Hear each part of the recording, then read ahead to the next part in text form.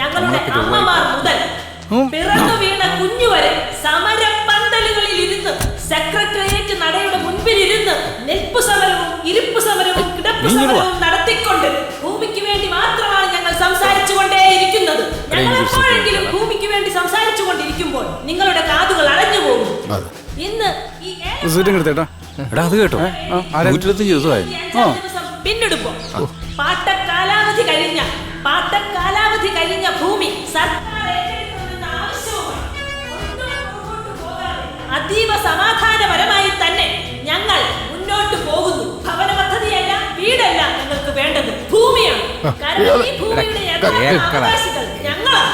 ഇവിടെയാണ് ഞങ്ങൾക്ക് സമാധാനപരമായി ജീവിക്കേണ്ടത്. അതുകൊണ്ട് ഭൂമി ഞങ്ങൾക്ക് കിട്ടിയേ തീരും. കിട്ടും, തീർച്ചയായും കിട്ടും. അത് സ്വർഗത്തിലാണ്. നമ്മുടെ ജീവിതം അവിടെയാണ്. ഭൂമിയിലെ ജീവിതം നശ്വരമാണ്. അനശ്വരമായ വാഴ്ച സ്വർഗത്തിലാണ്. ഭൂമി നശ്വരമാണ്. നമ്മുടെ പൗരത്വം സ്വർഗത്തിലാകുന്നു. ആയതിനാൽ മനസ്സിനെയും ശരീരത്തെയും സ്വർഗത്തെക്കുറിച്ച് ചിന്തിപ്പാൻ പ്രാപ്തരാക്കുവിൻ. ആകയാൽ ദൈവരാജ്യം നമ്മുടേതാണ്.